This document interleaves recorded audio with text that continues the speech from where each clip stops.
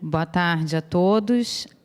Continuando a programação de hoje, convidamos para coordenar a mesa o vice-diretor de Desenvolvimento Tecnológico, Sotires Misailides. Bom, obrigado para o pessoal que veio na hora, né? Não, eu sei. Gostaria de chamar o primeiro palestrante da tarde, Raul Gonçalves Severo, que vai apresentar o trabalho no incremento da produção de metano em reator anaeróbico tratando a mistura de resíduos gerados em Biomanguinhos, Fiocruz. Boa tarde a todos. Meu nome é Raul Severo. Eu trabalho no setor de meio ambiente de Biomanguinhos e faço doutorado na área de biotecnologia no UFRJ. Vou apresentar um trabalho que se chama Incremento da produção de metano em reator anaeróbio tratando mistura de resíduos gerados em Biomanguinhos, Fiocruz.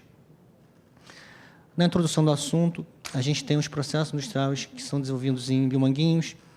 Eles geram resíduos líquidos de bastante relevância, tanto na sua diversidade, que são resíduos sanitários, resíduos dos processos produtivos, são resíduos da produção de alimentos de restaurante, que esses resíduos não são aproveitados com uma relevância ambiental, somente são tratados e descartados de acordo com as normas ambientais.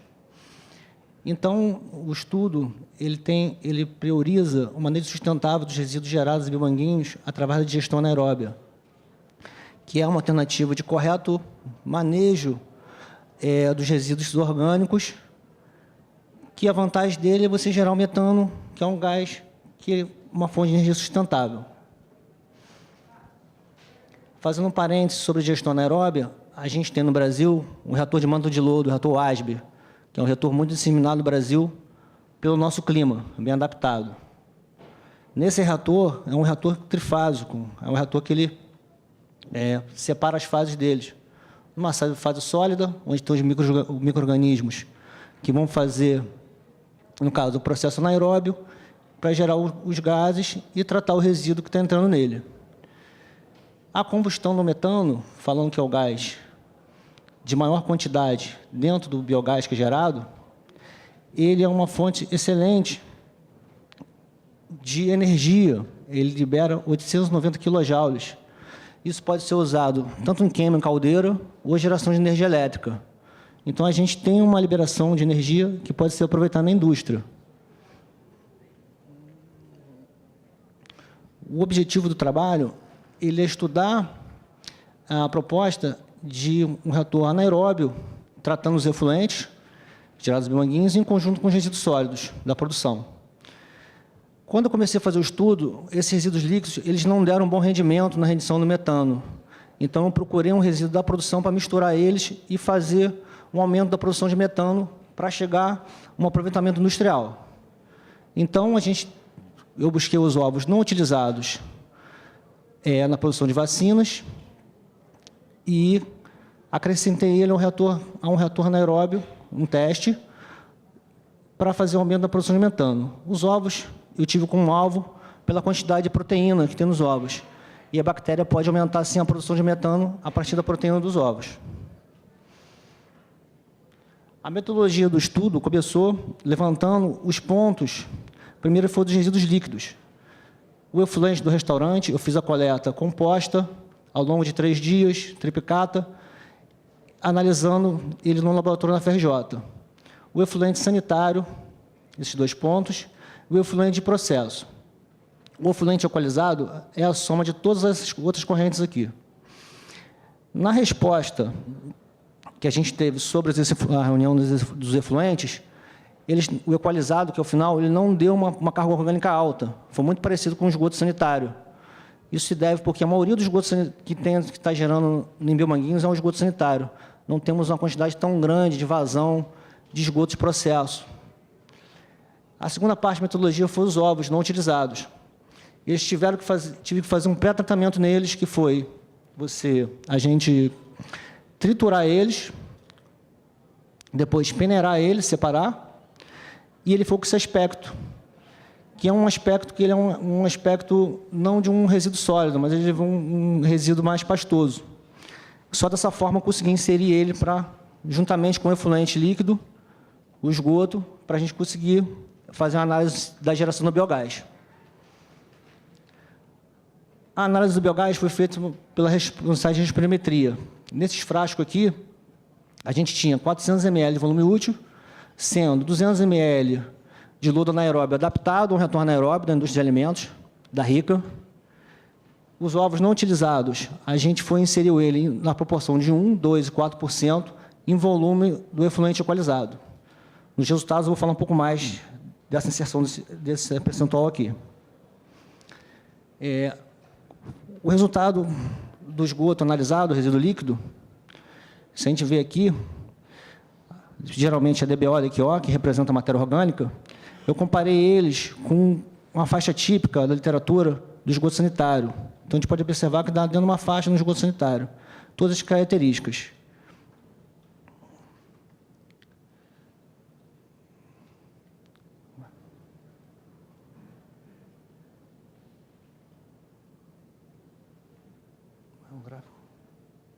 Faltou um slide do gráfico.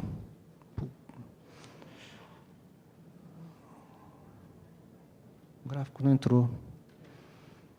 Enfim, a gente adicionando 1% de ovo, que equivale a 196 ml, a gente compensa esses 400 ml. 1% do ovo, ele gera em torno de 200 ml de metano. Quando a gente adiciona 2% de ovos, ele já gera 400 ml de metano. A 4%, ele vai gerar 900 ml de metano. Se a gente fizer a análise do metano gerado só com o efluente sozinho, ele só vai gerar 10 ml de metano. Então, a gente teve um aporte de 84%, botando apenas 4% de ovo. O 4% de ovo triturado equivale somente a 8 ml de ovo. Cada ovo ele tem cerca de 40 ml. Então, a gente comprova que cada vez que a gente botar mais ovo no efluente equalizado, no retorno anaeróbio, a gente vai ter um aporte de crescimento de metano e a gente vai conseguir utilizar isso na indústria, tanto na geração de energia, seja elétrica ou se não queimando em caldeira. E, finalizando as conclusões, os resultados indicam que os ovos descartados seriam um bom substrato para a digestão anaeróbia no fluente em reatores anaeróbios. Esse substrato quer dizer o quê? A proteína do ovo consegue ser um bom alimento para as bactérias que estão no reator anaeróbio e aumentar bastante a capacidade de geração de metano. A adição de maiores proporções de ovos na mistura com o efluente permite maior produção de biogás e metano. E assim a gente consegue sair de um reator anaeróbio que tratava um efluente equalizado, que não conseguia fazer essa utilização, e a partir da inserção do ovo a gente consegue utilizar o biogás consegue chegar a um nível de você queimar ele e utilizar. Consegue agora um subsídio de projetos de reatores anaeróbios de escala industrial.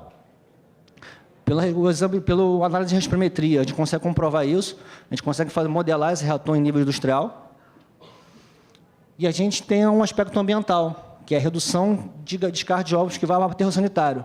A gente não vai mais ocupar espaço de descarte sanitário com ovo. O ovo vai direto ser aproveitado para a geração de biogás. A gente consegue fechar um ciclo, consegue ter uma ação de sustentabilidade sem gerar mais resíduo que a gente vai descartar. E além do custo que você tem para de transporte e disposição disso em aterro.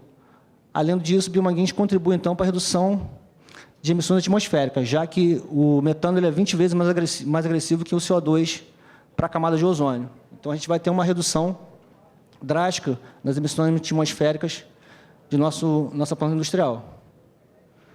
Muito obrigado, o meio ambiente agradece.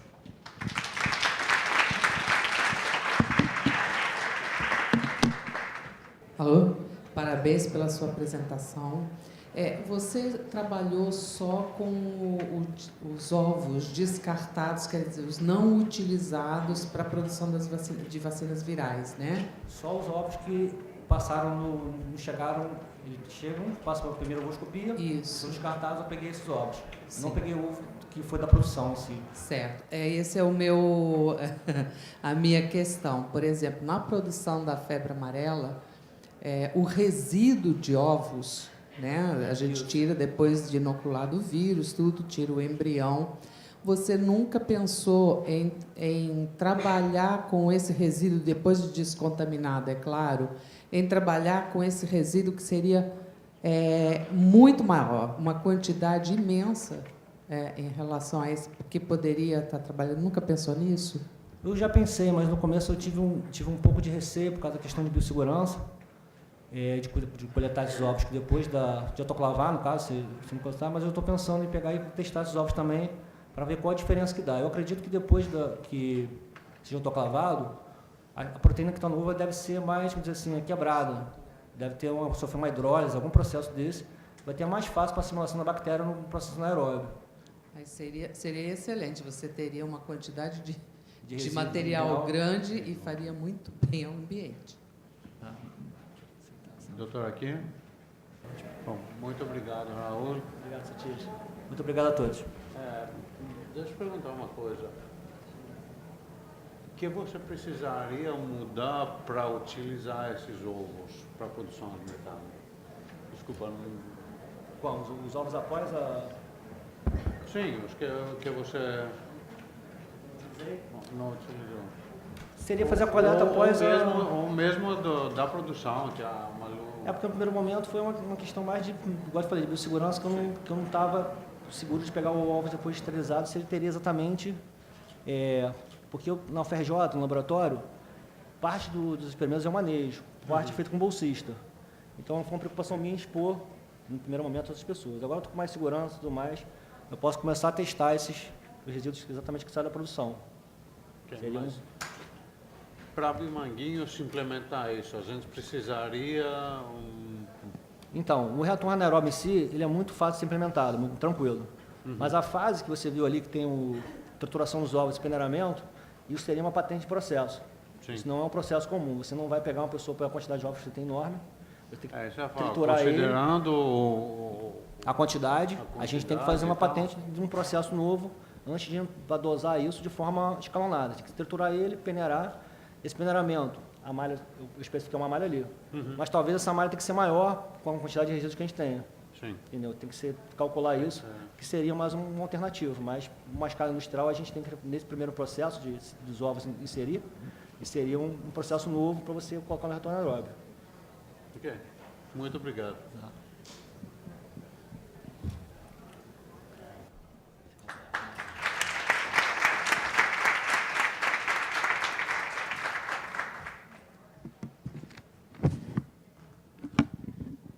Gostaria de chamar para a próxima palestra o Felipe Figueiredo.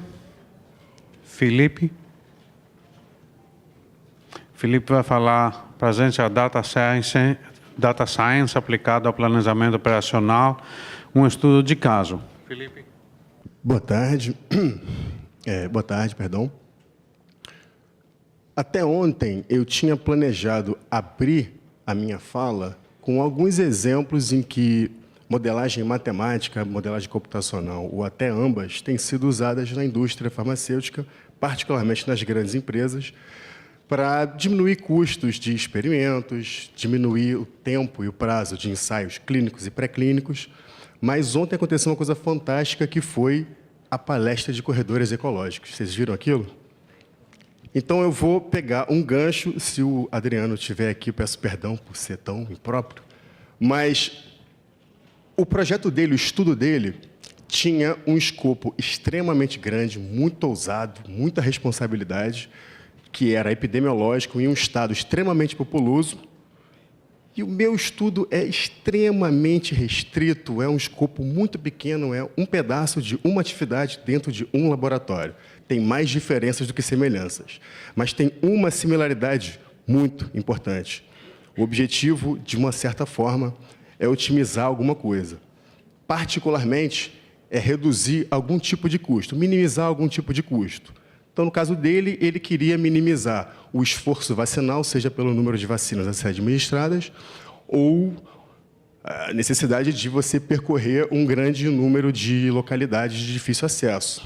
E eu quero diminuir custos operacionais dentro de um ensaio de laboratório, reagente, material humano, esse tipo de coisa.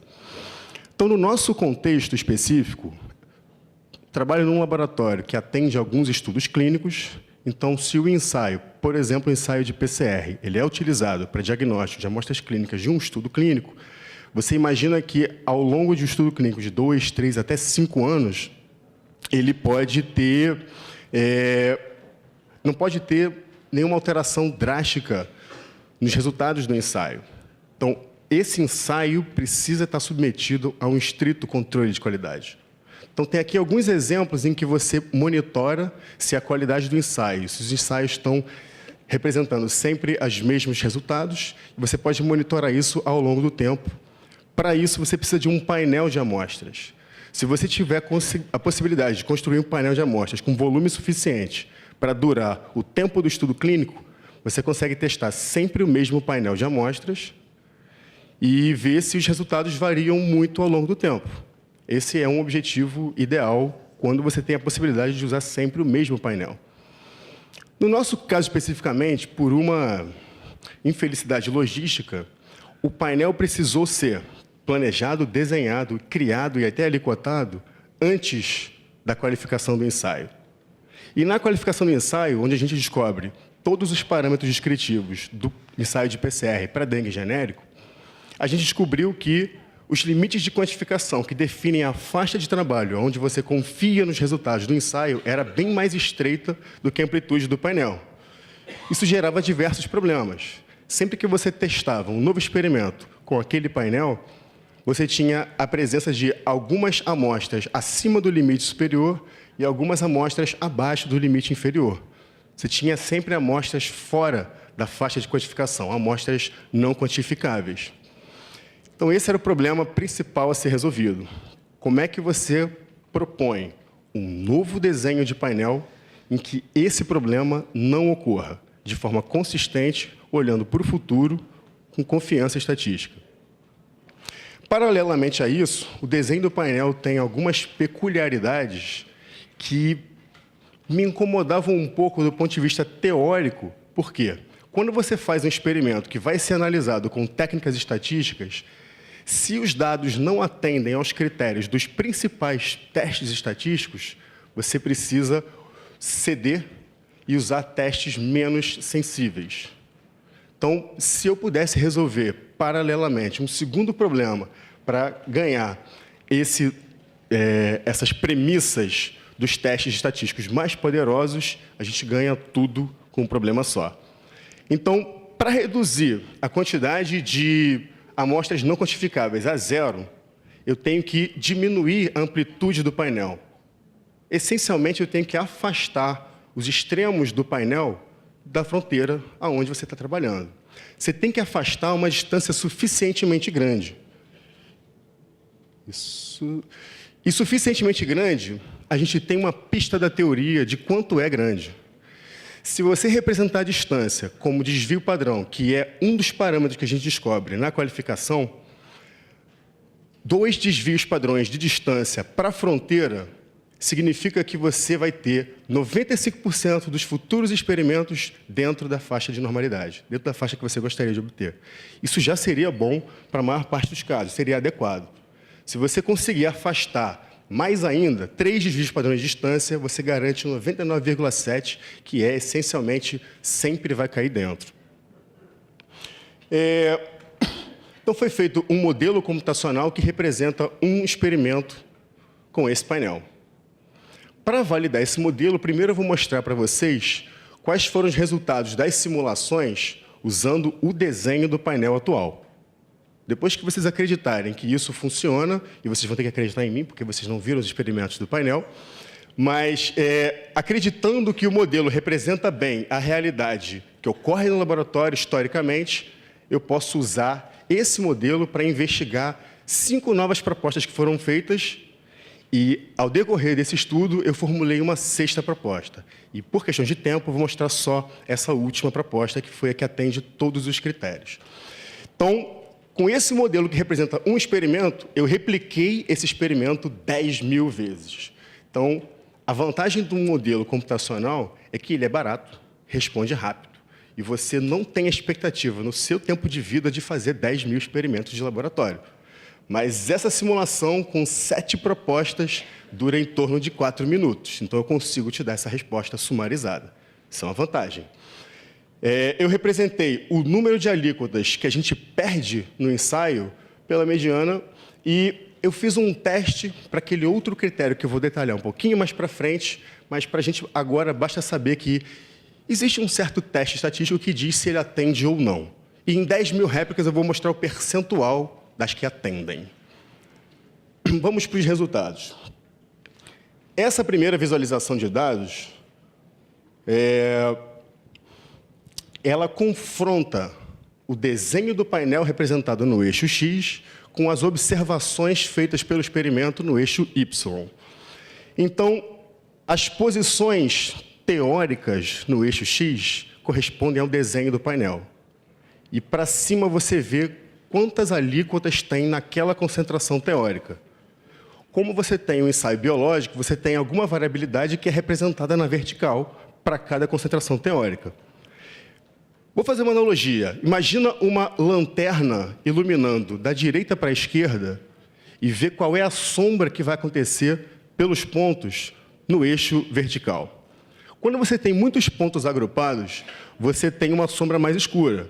Quando você tem poucos pontos, uma sombra mais clara. E quando não tem nada, você tem a luz passa direto. A gente tem uma pequena lacuna no log 2,5, uma pequena lacuna no log 3,5 e uma grande lacuna no log 5. E a gente vê lá em cima algumas alíquotas perdidas acima do limite de quantificação e aqui embaixo algumas alíquotas perdidas abaixo do limite de quantificação. Vamos deixar isso aqui e comparar com a solução ótima. Para ter um parâmetro de comparação, vou mostrar as duas ao mesmo tempo. A solução ótima não perde nenhuma alíquota. Esse é um exemplo mais ou menos representativo das 10 mil simulações. Para o desenho do painel original, o que acontece nas 10 mil simulações e por que eu acredito que isso representa o histórico de experimentos que foram feitos no laboratório? Você perde de 2 a 3 alíquotas abaixo do limite e de 1 a 2 alíquotas acima do limite. Então, no total, você está perdendo uma quantidade semelhante ao que a gente observa no histórico dos experimentos do laboratório. A nova proposta, por outro lado, consistentemente, em 10 mil réplicas, não perde nada.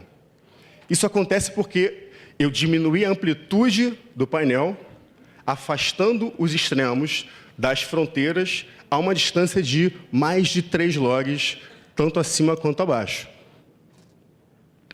Voltando à analogia da lanterna, a sombra no eixo Y, se você virar para baixo, ela vai ser representada por um histograma de frequências.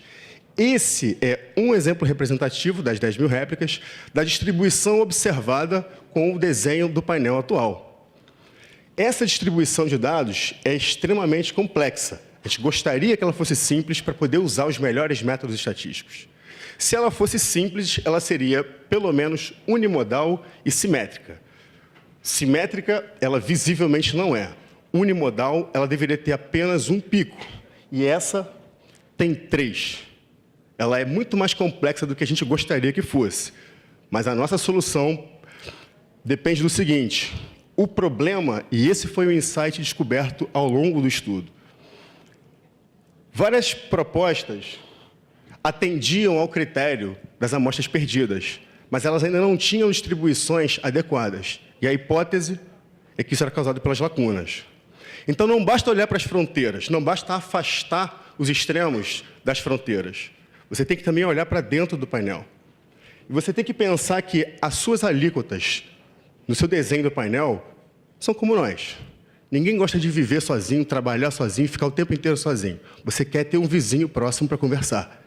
Você tem que diminuir a distância entre alíquotas consecutivas para que elas conversem entre si na presença da variabilidade biológica. Então, quando você faz isso no desenho do painel, você tem uma distribuição capa de livro. Fechando esse case, a gente conseguiu não só provar que existe uma proposta que atende com louvor todos os critérios de problemas que a gente queria resolver, mas também baseado na premissa da teoria e no insight obtido ao longo do estudo, uma recomendação genérica que pode ser usada como critério, pode virar um procedimento para a construção de futuros painéis num contexto similar.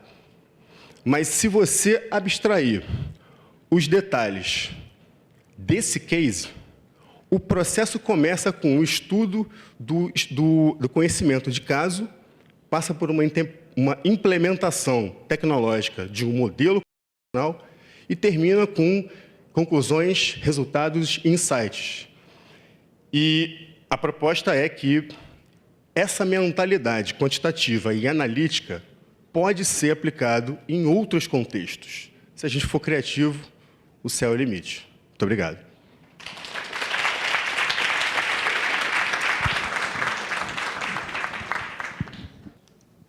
Oi, Felipe.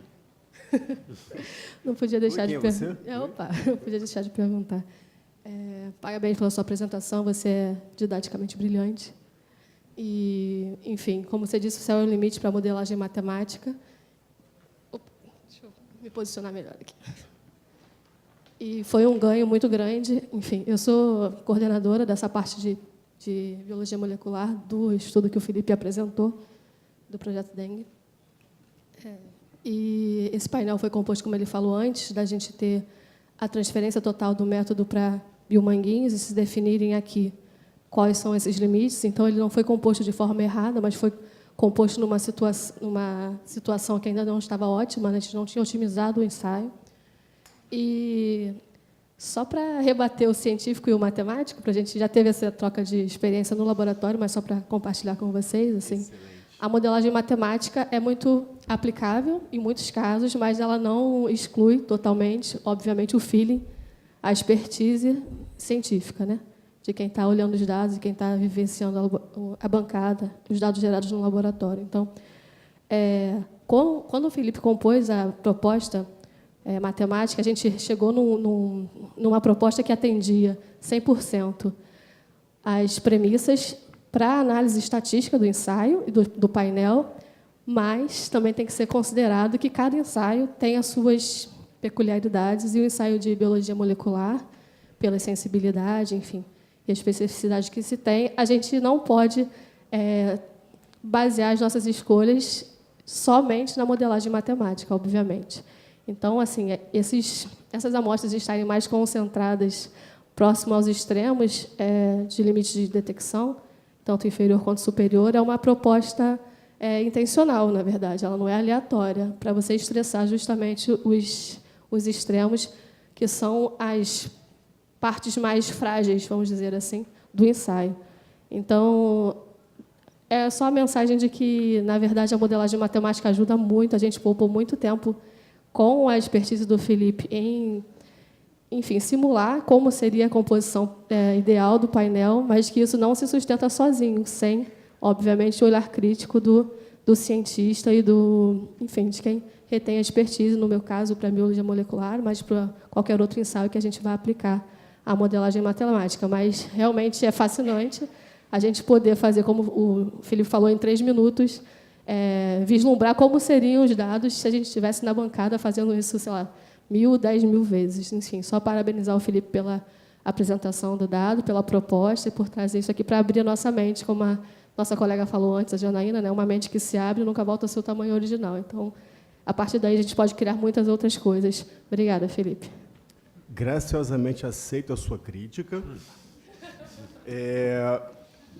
O que eu gostaria de comentar em cima do seu comentário, não sei se eu estou muito perto, muito longe, o que eu gostaria de comentar em cima do seu comentário é concordar fortemente com a primeira coisa que você falou, que isso é uma proposta complementar, não substitui e, claro, a menos de opinião, nenhuma das duas deve ser privilegiada, a menos que tenha uma boa razão externa para que isso aconteça. Então, a proposta, de uma forma geral, que eu trouxe para o SACT é de incorporar esse novo mindset, porque a gente aprendeu muita coisa com o Quality Mindset nesse projeto, e eu queria oferecer um novo paradigma, que é o Analytical Mindset. É a gente incorporar um processo de tomada de decisão com o embasamento tanto da teoria como de modelagens e resultados empíricos, como um complemento, uma ferramenta complementar. E, além disso, para fechar o ponto, de novo, concordando com o que a Ana falou, é fundamental que as coisas sejam feitas em equipe e não nós contra eles, biólogos contra matemáticos. Temos que ser uma equipe multidisciplinar. O cobertor é curto, cada um vai puxar para o seu lado, mas todos estamos embaixo do mesmo cobertor. Certeza. E só temos a ganhar complementando o conhecimento um do outro.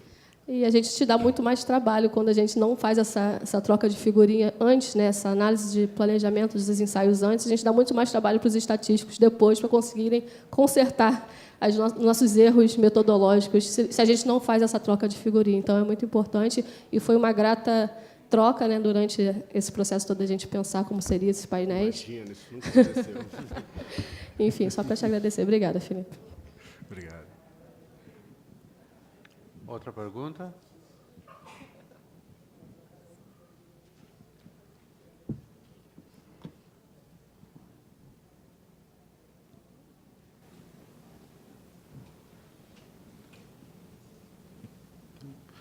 Felipe, eu acho que é extremamente importante, é muito legal. Eu não sei exatamente como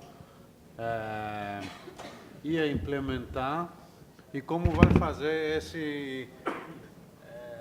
fechar esse gap entre matemática e biologia. Eu acho que é muito importante, mas é difícil. Eu acho que não é tão fácil assim. Tem que ter pessoas que têm pelo menos uma capacitação nas duas áreas para fazer esse bridging entre os dois, para poder começar esse diálogo. Acredite em mim, existe muita motivação na comunidade de matemática, pelo menos na parte dos matemáticos aplicados, de que isso ocorra. Porque tem um artigo, aproximadamente 10 anos atrás, que o comentário era de que a biologia é a nova física da matemática. No sentido de que, antigamente, no período clássico, a física era o que motivava a criação de um novo contexto matemático, e hoje em dia isso foi substituído pela biologia. E um outro artigo mais provocante diz que a biologia do futuro é sintética, é in silico, é computacional, cada vez mais computacional. Então, tem muitos paradigmas polêmicos na mesa. Verdade. Mas a proposta de trazer isso na forma de data science é um pouco complicado, porque se você perguntar para 10 pessoas o que é data science, você vai ouvir 10 definições completamente diferentes. A única coisa que une todas elas, a única interseção é a aplicação do método científico para formular a hipótese, gerar uns dados e tirar alguma conclusão, algum insight. E isso hoje tem sido usado no contexto de business, para conhecimento empresarial. Então, se conseguem fazer isso para business intelligence, eu tenho certeza que a gente não vai ter problema para fazer isso na biologia. Perfeito. Muito obrigado. Muito obrigado.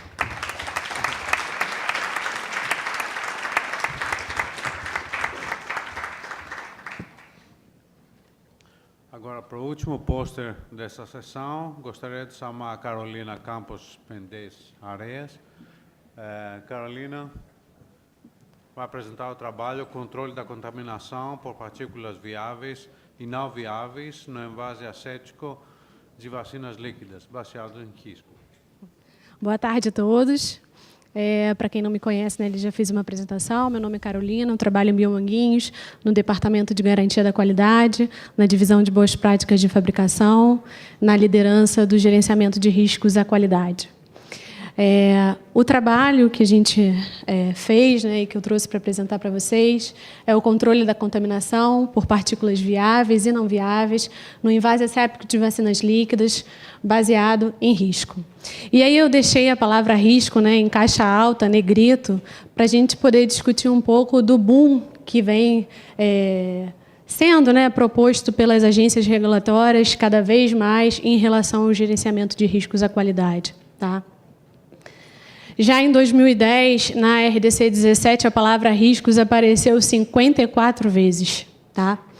E aí, em 2016, houve uma revisão do TRS 999 da OMS, da Organização Mundial de Saúde, o anexo 2, que é o Good Manufacturing Practices for Biological Products, e a palavra riscos, nesse pequeno anexo, voltou a aparecer, e agora em 68 vezes. Né? Eu fui numa palestra há pouco tempo, dos Pharma, sobre gerenciamento de riscos, e a palestrante falou muito bem que a gente costuma detestar tudo que começa com P, porque dá muito trabalho, né? Então, prevenir, precaver, e aí a gente acaba caindo nos R's da vida, que seriam os retrabalhos, os reprocessos, né? E quando a gente está falando de contaminação, não dá para ter reprocesso. Né? Quando a gente fala de contaminação, é descarte, infelizmente, e a gente não pode se dar o luxo de descartar produto. Né? A gente não pode descartar vacina, a gente não pode descartar medicamento. Tem sempre um paciente esperando, né, que isso chegue ao alcance dele. Então, assim, eu trouxe uma breve introdução de que o processamento asséptico de vacinas, ele é, de fato, um desafio para a indústria farmacêutica, porque a gente precisa controlar a contaminação. Tá?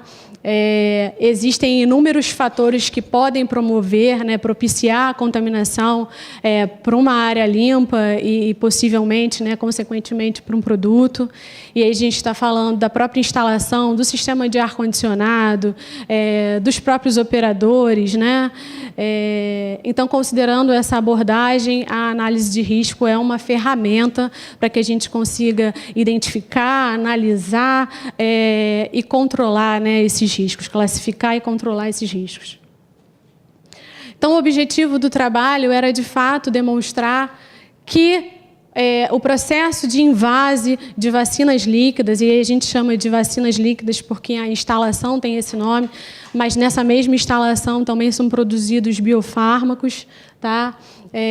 Estavam controlados.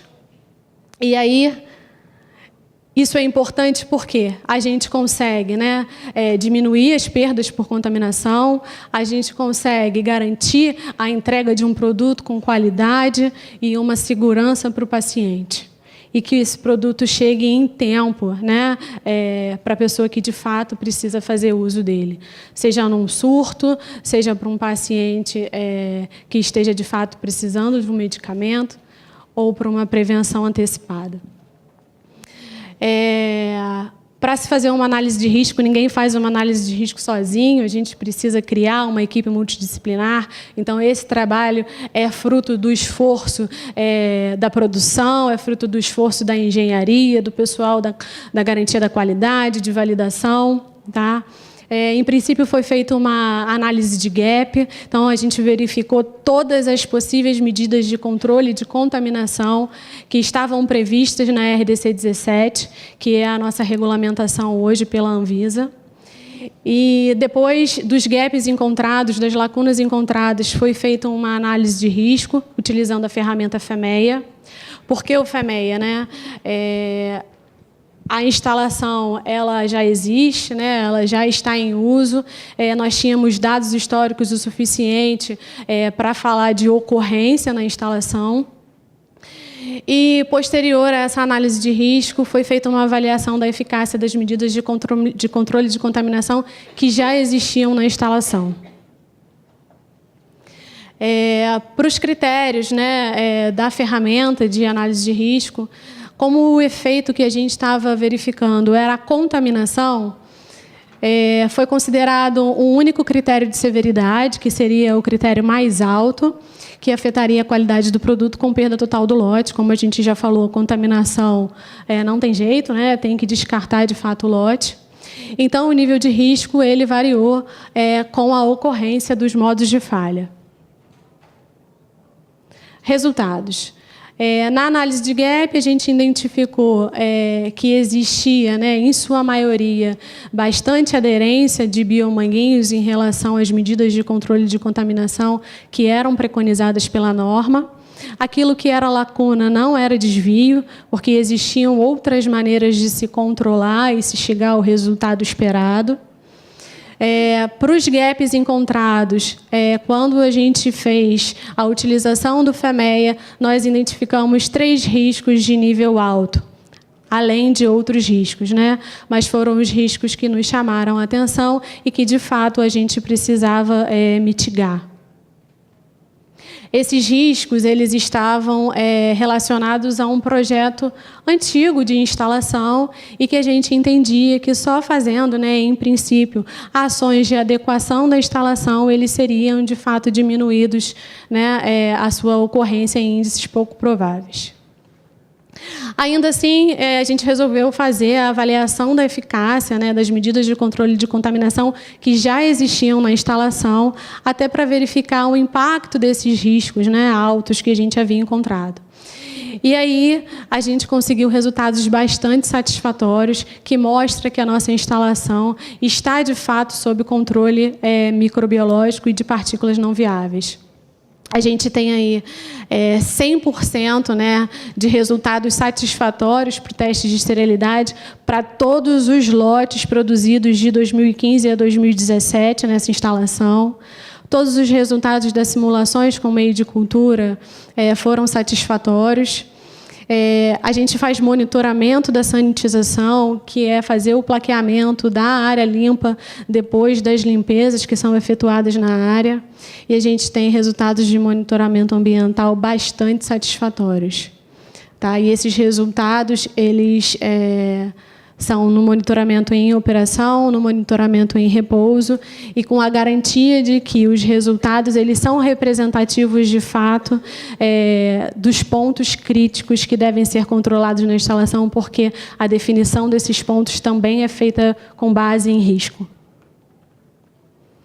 Assim, a gente também teve resultados satisfatórios para o sistema de água, para as qualificações das áreas limpas, que a gente teve as 3 últimas ordens de serviço satisfatórias, assim como a qualificação dos operadores que entram nas áreas limpas, demonstrando que a gente tem, né, um bom segmento dos procedimentos de higiene pessoal, paramentação e os conceitos de conduta. Bom, então, voltando lá àqueles 3 riscos de nível alto que foram identificados, o que foi observado foi que, apesar deles existirem, né, e precisarem de obras de adequação para que a ocorrência fosse levada a índices menores, existem tantos outros controles subsequentes na instalação que aqueles riscos não representavam um problema para a gente quando a gente avaliou a eficácia das medidas de controle já existentes. De fato, talvez a gente possa gastar menos esforços, tá? Em medidas de controle subsequentes, resolvendo, né, os problemas encontrados, que não foram muitos. Já existe um plano de ação que já está em execução, e mesmo que esses riscos não tragam problemas direto para a gente, eles vão ser minimizados. É isso, obrigada.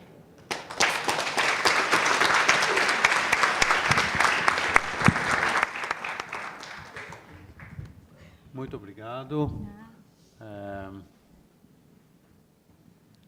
Doutora Kira?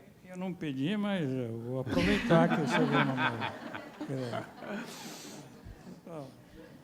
Obrigado pela apresentação, Carolina. Doutora Kira. E é muito... dá grande satisfação ver que o negócio está sob controle, está tudo sob... E parabéns pelo trabalho. Obrigada. Eu acho que é uma coisa absolutamente importante que a gente não pode abrir guarda.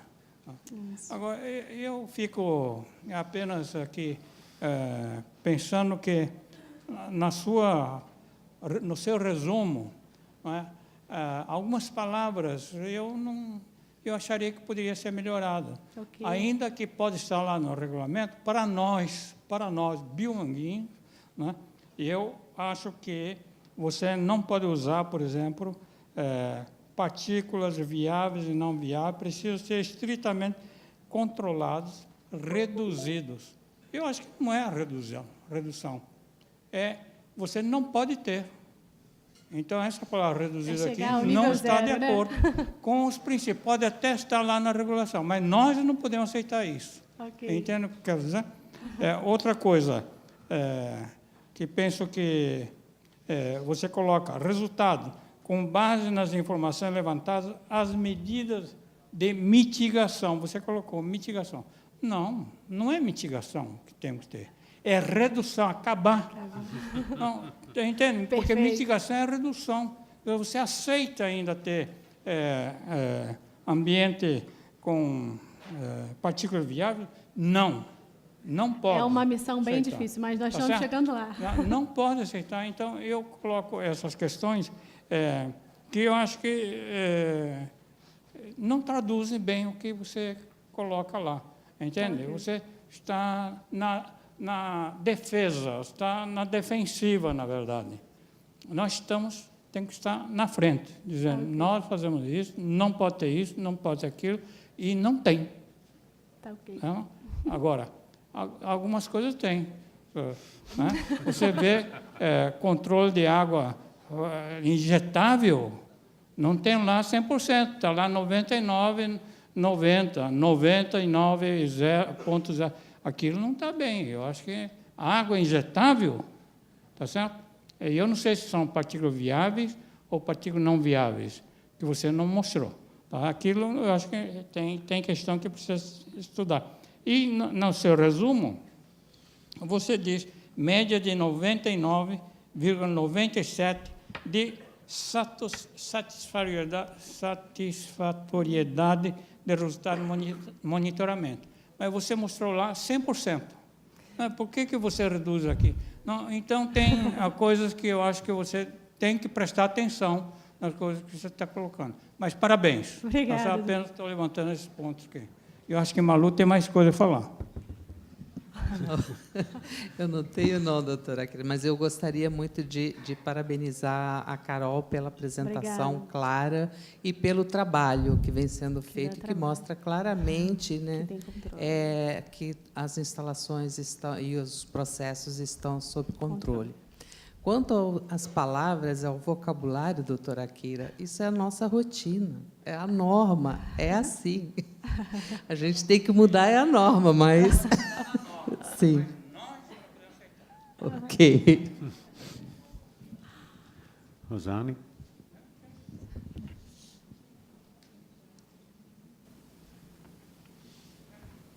Carolina, parabéns pelo trabalho. Obrigada. Esse é um trabalho vem sendo feito, né, na garantia da qualidade há muitos anos, com a culminância aí de um resultado, né, tão expressivo. E aí não é uma pergunta, mas sim uma provocação. Quando é que a gente vai estender esse trabalho para as outras áreas? Porque a gente aqui está falando da área de vacinas líquidas. Uma pequena área, né, quer dizer, uma linha dentro do Departamento de Processamento Final. Qual é, então, na verdade, a pergunta é, qual é a perspectiva de extensão desse trabalho tão bonito, né, para as outras áreas produtivas, se isso está em cronograma, como é que isso, qual é a perspectiva de futuro aí do trabalho? Em breve, né, o mais rápido possível, a gente espera que, em princípio, todo o departamento de processamento final seja, de fato, atendido, né, em relação a essa análise. Existem muitas frentes de gerenciamento de riscos que estão sendo demandadas, né, pela instituição, inclusive frentes relacionadas a alterações pós-registros, que agora são exigências da Anvisa, né? Eu estava conversando há um pouco atrás ali com a Marisa. Então, assim, o volume está bem grande, mas a gente tem a expectativa de que, acredito que até esse final do ano, todas as áreas tenham esse mesmo modelo de análise, que a gente consiga identificar os riscos para todas as instalações dentro do Departamento de Processamento Final, pelo menos.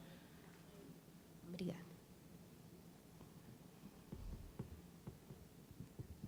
Mais uma coisa? Bom, gostaria de agradecer mais uma vez pelo trabalho.